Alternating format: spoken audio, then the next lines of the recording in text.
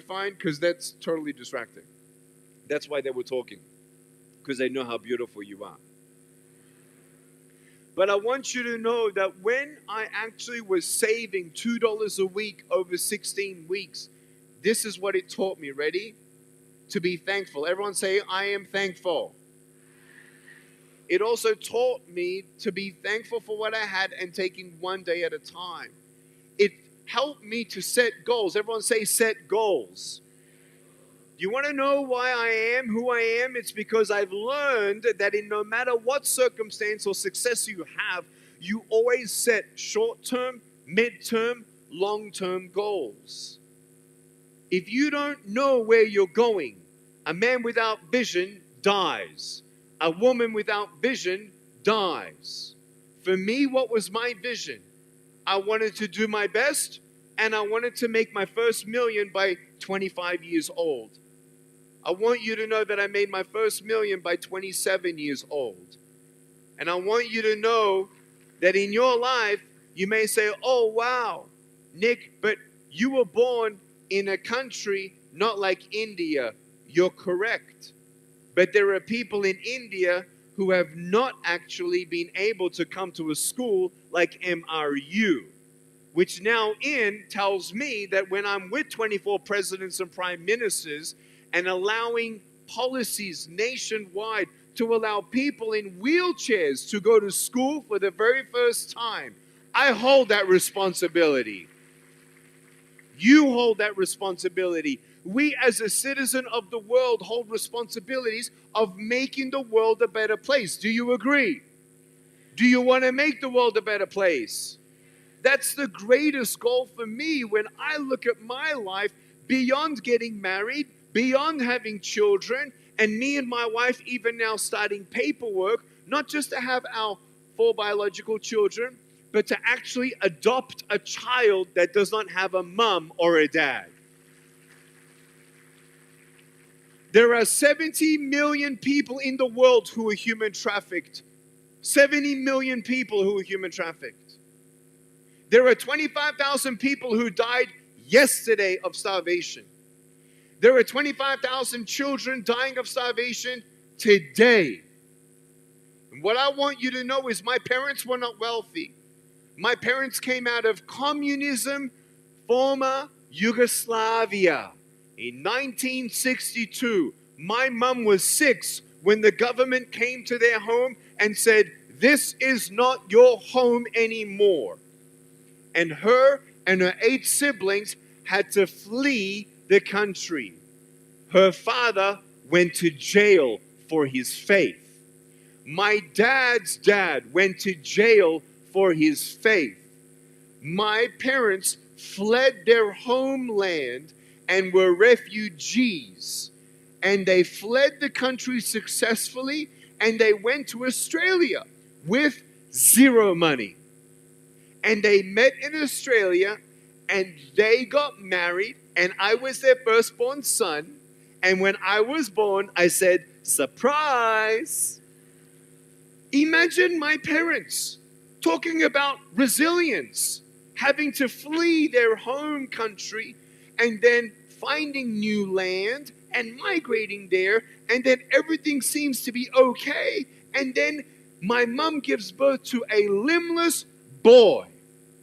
And the doctors say, we are so sorry we didn't pick up his limbless state. Sorry we didn't give you an opportunity to kill your child, because we don't believe your child will have a quality of life. We don't believe that your child will ever walk. He has no arms and no legs. Well, guess what?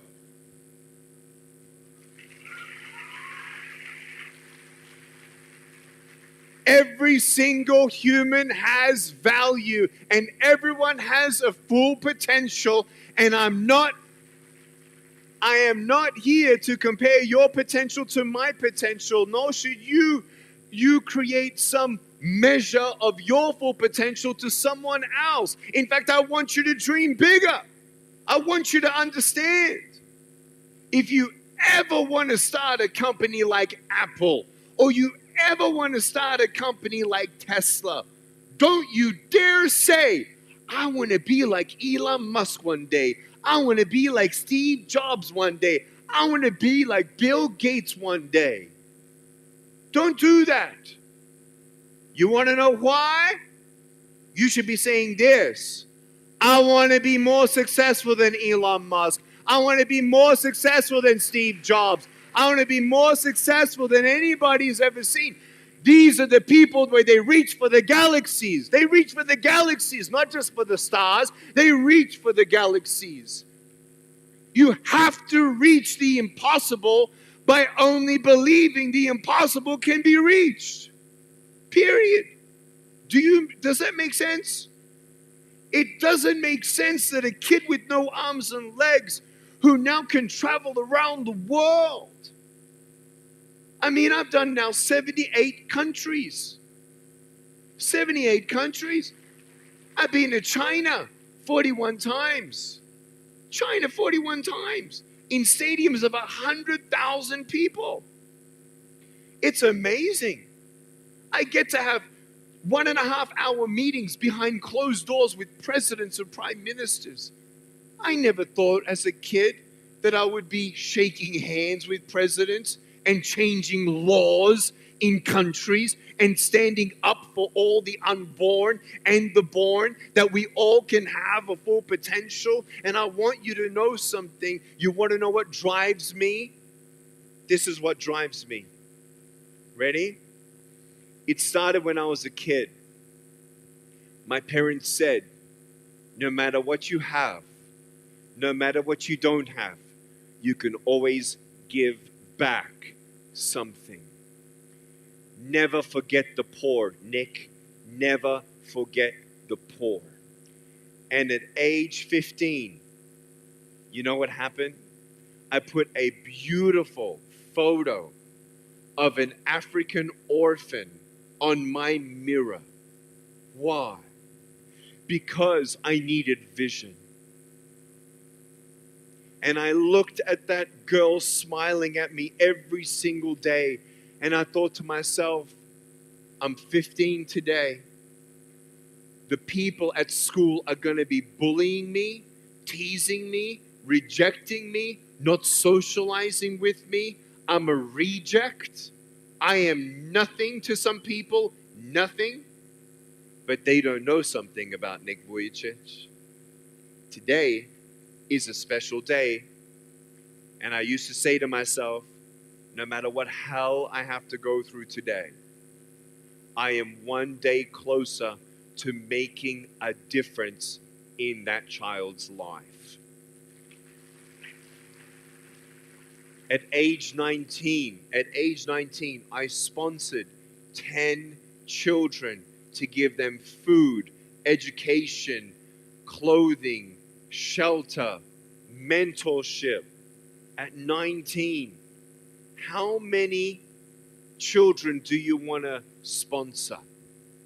How many mouths do you want to feed? How many orphanages do you want to build?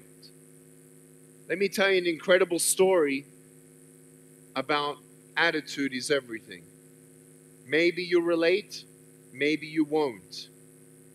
But this is one of the most powerful stories I could ever tell you about dreaming big. I had a friend. His name was Edson. Edson was born in Brazil. Edson's home was the size of half of this stage, and the floor was dirt.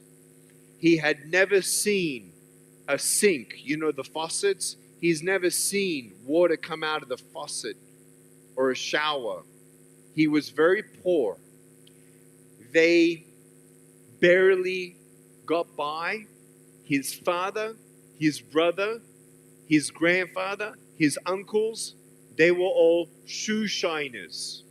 So they would go around and shine shoes. And they would barely make it. He started shining shoes at age 4. At age 8, he crossed the street and a car hit him. He was knocked unconscious, and there was a doctor who just happened to be there to actually save his life right there. And he woke up when he did, and he said, wow, a doctor saved my life. One day, I'm going to be a doctor. And he said to his mom and dad, I know that none of us have ever gone to school, but I'm going to go to school. He didn't even speak the dialect at that school. He had a tribal dialect. He couldn't even communicate. He went to school and he got bullied and teased because he was the worst student in the whole school. He failed, redid grade 1, failed.